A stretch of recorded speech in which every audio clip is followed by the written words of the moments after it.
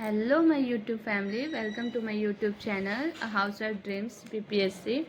तो जैसा कि मैंने बताया था कि मैं इन जनरल पेपर को लेके एक वीडियो प्लेलिस्ट बनाऊंगी। तो जनरल पेपर जो मोस्टली होता है वो हमारा होता है like GK GS, current affairs, maths, reasoning. तो मेन क्या है ना कि हमारा जो मेरिट है ना वो जनरल पेपर से ही डिसाइड होता है, क्योंकि सब्जेक्ट कंसर्न सबका बहुत स्ट्रांग होता है, सबका ही स्ट्रांग होता है थोड़ा बहुत तो, लेकिन जनरल पेपर ही हमारे मेरिट को डिसाइड करता है कि हमारा सिलेक्शन होगा या नहीं होगा। तो जनरल पेपर के लिए ना एनसीईआरटी मोस्ट इम्पॉर्टेंट है। Whether it is GK GS के लिए तो एनसीईआरटी मोस्ट इम्पॉर्टेंट है। आपका एनसीईआरटी का कॉन्सेप्ट क्लियर होना चाहिए, और एनसीईआरटी का कॉन्सेप्ट क्लास 6 to 12 तक के कम्प्लीटली क्लियर होने चाहिए। सो फ्रेंड्स, आपका जो नोट्स है ना, आप इस तरीके से बनाओ कि आज बीपीएससी टीआरई 4.0 है, तो ऐसा नहीं कि हमारे नोट्स अभी यूज़ आए, क्योंकि ये जो है ना एक कॉमन पेपर है। जनरल जीके जीएस जो है ना वो हर एक एग्ज़ाम के लिए बहुत इंपॉर्टेंट है, वेदर इट इज़ एसएससी या कोई भी एग्ज़ाम हो उसके लिए बहुत इंपॉर्टेंट है। तो इसके जो सीक्वेंसली इसको पढ़ना बहुत इंपॉर्टेंट है, क्योंकि अगर आप सीक्वेंस से नहीं पढ़ोगे ना तो आपको कुछ दिमाग में नहीं घुसेगा। तो बिलीव मी कि आप अपना 1 से 2 महीना दो एनसीईआरटी को, और अपना एनसीईआरटी जितना हो सके उतना मजबूत करने की कोशिश करो। ओके, ज़रूरी नहीं है कि टीचिंग एग्ज़ाम है तो अभी हम बीपीएससी टीआरई 4.0 दे रहे, कल को ईएमआरएस आएगा, केवीएस आएगा, अदर स्टेट के आएंगे, वेदर इट इज़ सीटेट भी है ना, तो सीटेट में भी जो सेकंड पेपर के लिए देते हैं ना उनके लिए भी जीके जीएस मोस्ट इंपॉर्टेंट होता है एसएसटी का, क्योंकि उसमें अच्छा खासा नंबर होता है एसएसटी का।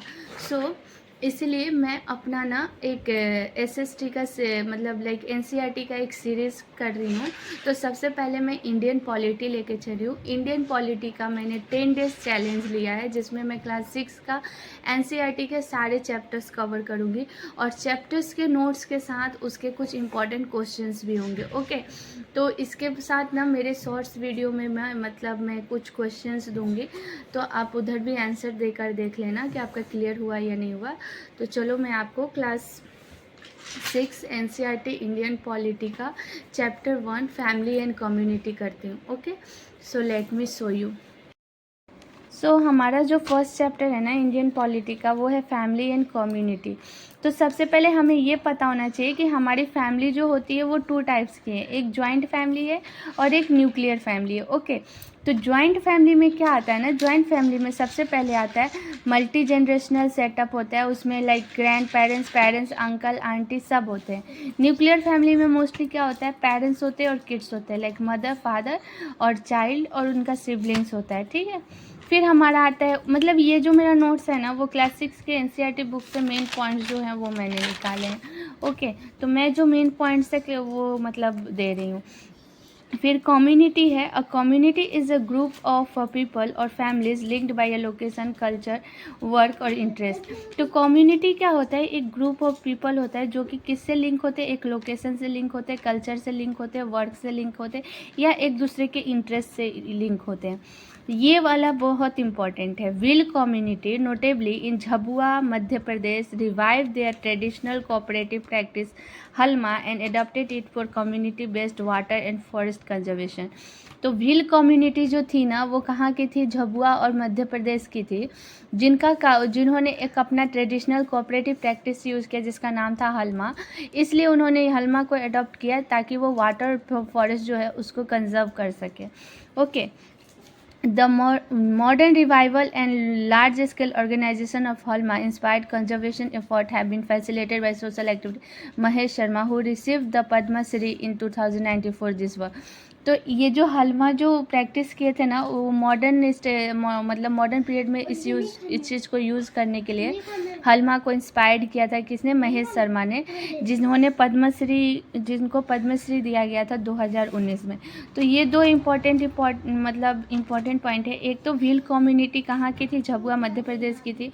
उन्होंने कौन सा ट्रेडिशनल कोऑपरेटिव प्रैक्टिस किया था, हलमा किस लिए प्रैक्टिस किया था, conservation of water and forest. फिर सेकेंड आता है मॉडर्न पीरियड में उसको यूज़ में लाए थे महेश शर्मा, जिनको पद्मश्री दिया गया था for his work in year 2019। तो ये दो क्वेश्चंस बनता है यहाँ से। तीसरा है हमारा urban communities form residence welfare association to manage waste disposal, cleanliness, common area and rules and safety। तो हमारा अर्बन एरिया में RWA होता है जिसका नाम है रेसिडेंस वेलफेयर एसोसिएशन, जिनका काम होता है वेस्ट डिस्पोज करना, क्लीनलीनेस मेंटेन करना, एरिया का सेफ्टी मेंटेन करना।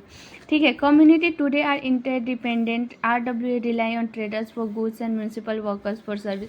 तो अभी की जो कम्युनिटी है ना वो एक दूसरे पे इंटरडिपेंडेंट है। तो कोई भी ऑर्गेनाइजेशन काम करने के लिए दूसरे चीज़ से उससे कनेक्टेड है। वेदर रूरल और अर्बन, ट्रेडिशनल और modern families and communities are deeply interlinked and essential to social harmony। Kamal Parmar, Ahmedabad, conducted the free evening classes and dinner for 150 poor children। तो ये भी इम्पॉर्टेंट एक point है। कमल परमार जो अहमदाबाद के थे जिन्होंने 150 बच्चों के लिए इवनिंग का क्लासेस किया था और उनको रोज़ का रात का डिनर भी वो अरेंज करते थे। फिर चेन्नई फ्लड 2015 में जो आया था वो कहाँ आया था? चेन्नई में आया था, जिसमें religious and local group distributed, वहाँ के रिलीजियस और लोकल पीपल ने क्या फूड और सपोर्ट दिया था ड्यूरिंग द क्राइसिस। किसको? चेन्नई को। तो ये जो हमारा चैप्टर था ना फैमिली एंड कम्युनिटी, ये था हमारा इंडियन पॉलिटी का NCERT का। आप एक बार अच्छे से देखो। ओके, तो इस का जो मेन इम्पॉर्टेंट पॉइंट थे ना वो मैंने डिस्कस करा। ओके, तो अगर आपको अच्छा लगा हो वीडियो तो प्लीज़ मेरे को चैनल को सब्सक्राइब करो और मेरे वीडियो को लाइक करो। और आपको कोई भी डाउट हो आप मुझे पूछ सकते हो। सी गाइज, आप ना कहीं से भी कोई भी टॉपिक मतलब उठा के पढ़ोगे ना समझ में नहीं आएगा। NCERT पढ़ने का बेस्ट तरीका है कि आप क्लास 6 से शुरू करो और क्लास 12 तक जाओ और हर एक चैप्टर का नोट्स बनाओ। ये नोट्स बनाने में आपको 1-2 महीने लगेंगे पढ़ने में, लेकिन ये नोट्स ना हर एग्ज़ाम के लिए कॉमन है। आप कोई भी एग्ज़ाम देने जाओगे ना हर एग्ज़ाम के लिए कॉमन है। तो आप मेक श्योर करो कि आपका NCERT इतना स्ट्रॉन्ग हो कि कल को मतलब स्ट्रैटेजी जो ऐसी है ना कि कल को आप कोई भी एग्ज़ाम में बैठो ना तो आपको GK GS का पेपर देख के ये ना लगे कि ये बहुत टफ था। कोई भी जो पेपर सेटअप करते हैं ना वो NCERT ही फॉलो करते हैं। NCERT में हमें लगता है कुछ नहीं होता, पर NCERT के छोटे छोटे बॉक्सेस में ना बहुत पॉइंट्स दी होती हैं जो हमें नहीं पता चलता उस टाइम जब हम स्कूल में रहते हैं। तो इट्स वेरी इंपॉर्टेंट कि आप NCERT की बुक्स को फॉलो करो। और आप अगर मेरे चैनल को, मेरे वीडियो को देख रहे हो तो आप मेरे चैनल को फॉलो करो। मैं अभी 10 डेज़ का चैलेंज लेके चल रही हूँ क्लास 6 का इंडियन पॉलिटी का, और एवरी डे मेरा एक वीडियो आएगा, एक रिलेटेड टू कॉन्सेप्ट और एक रिलेटेड टू क्वेश्चन। तो प्लीज़ मेरे चैनल को आप सब्सक्राइब करो ताकि आपको जो मेरा मतलब आ रहा है वीडियो वो आपको नोटिफिकेशन मिल जाए। Okay, thank you guys, please support me. Thank you.